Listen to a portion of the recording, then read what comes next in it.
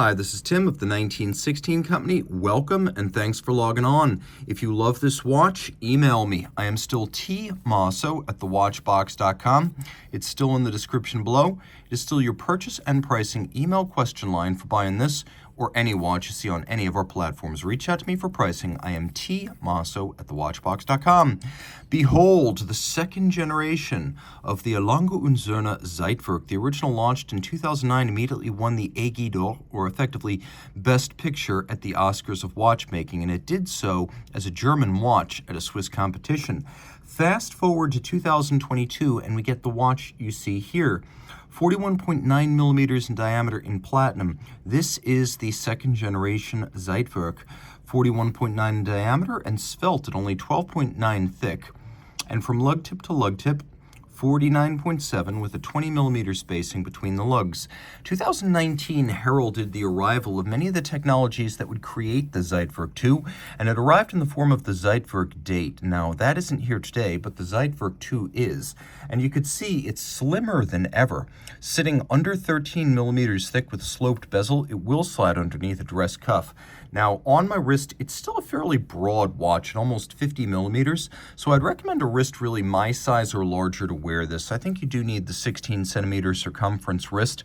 So a big watch, but purposefully large. As you can see on the reverse side, caliber L043.1 fills the entirety of the case. The strap, large rectangular scale, symmetrical scale alligator leather in black with a semi-gloss finish, a little bit of bolstering or stuffing to give it volume, and then a monotone stitch with a folded edge, calfskin, black on the bottom, with a Lange Söhne factory strap in outstanding condition. You can see no crimping, no gouging. And Lange's pin buckle, which features a little bit of soft crease faceting externally, the Lange brand, and then two features that I always have to shout out in case you're seeing my Lange reviews for the first time. You can see on the bottom, it is in fact platinum.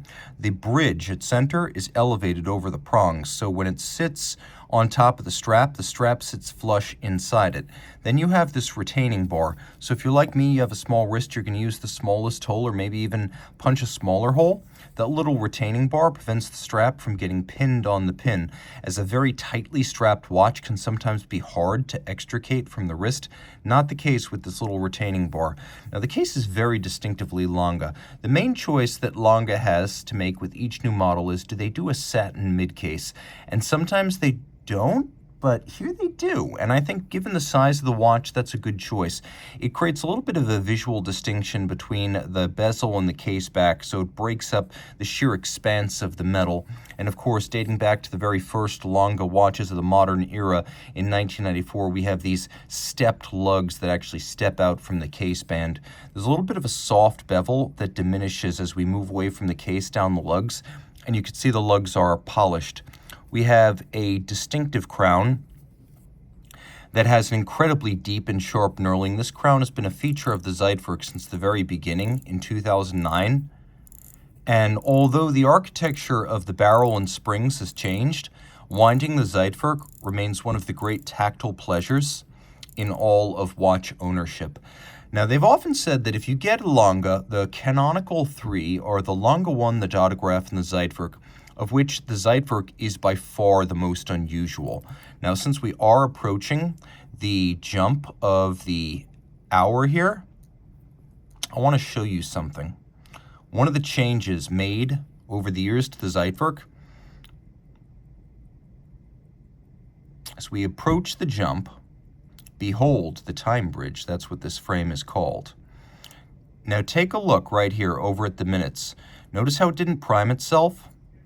It jumps without pre-selecting the minutes disc.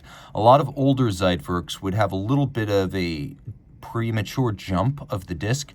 That has been exorcised. That demon is gone. Now the primary dial, the outer dial around the time bridge, is made of sterling silver. It's then galvanized this sort of silver gray. And then the time bridge itself, which features the hour, tens of minutes and minutes, this is part of the movement. This is made of German silver, and then it's been coated to give it this silver gray aesthetic. It also has a snailing across its surface. And as you could see, beveling on its edge, there's a black polished screw, and then we have a small seconds display at the base, which has a concentric pattern inboard, radially arrayed Arabic numerals in a sort of breguet fashion.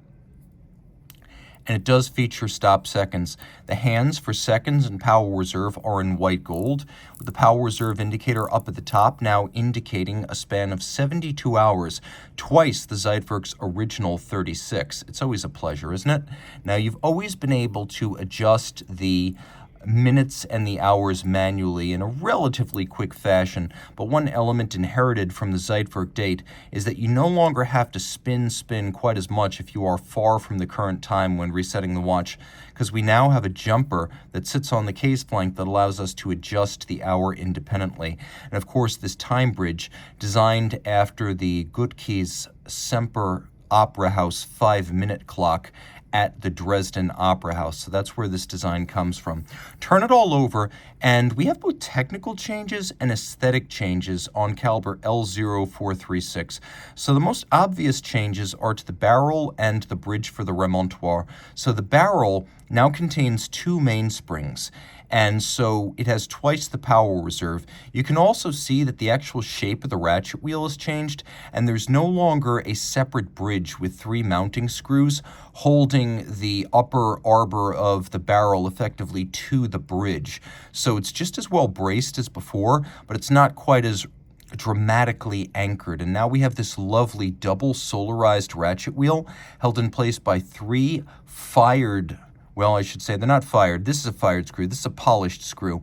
This has been polished with a sort of diamond paste or a tin plate to get it that mirrored.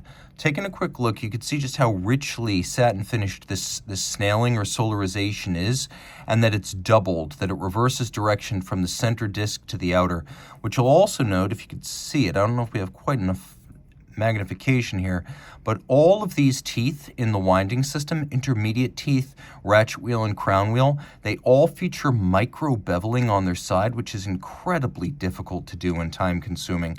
So that is the barrel and the winding system. Note, we still have a black polished swan's neck click spring and click with engine turned perlage below. We have stripes across the bridges, which are in German silver, a nickel copper zinc alloy with the copper giving it its golden hue. We have freehand engraving, including a little floral motif with a flower surrounding the mounting screw on the balance cock, as well as the black polished and capped cock for the escape wheel. Take a quick look, and you can see on both steel parts and German silver parts, we have mirrored beveling of the highest grade, and then we have black polish, again using either a tin plate or diamond paste for the cover of the escape wheel cock, the swan's neck regulator atop the balance, and then many of the screws. All screws feature polished tops, chamfered circumference, which you can see really well here because the screws are so large, but they also feature chamfered slots. Now we do have a few blued screws, so we have both fired blued screws and we have polished screws.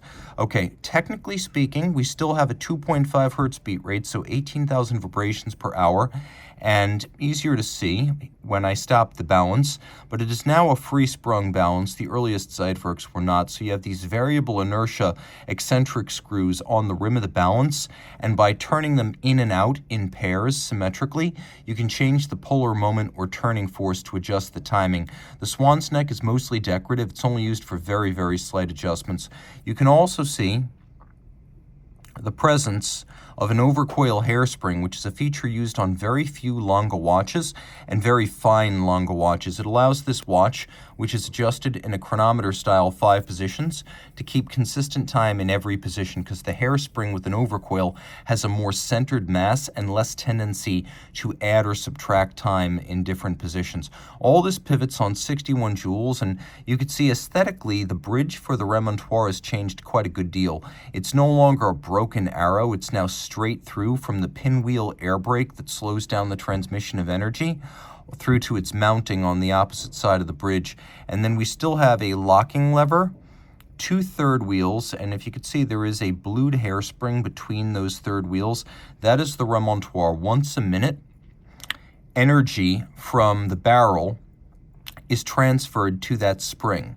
That spring then keeps the balance running for the next minute. So the enormous amount of force in the barrel never drives the balance directly, because when fully energized, it would be enough to cause knocking and damage the escapement, and when largely discharged, it wouldn't be enough to maintain sufficient amplitude. So in order to achieve the impossible, a jumping time watch with near constant balance amplitude, this remontoire system was used. And the second generation of it features significantly less amplitude drop over the 1 minute in between recharges than on the previous version. I think now it's more like 5 degrees of amplitude lost in between recharges versus maybe 15 seconds in the previous, or 15 degrees, I should say, in the previous version of the watch.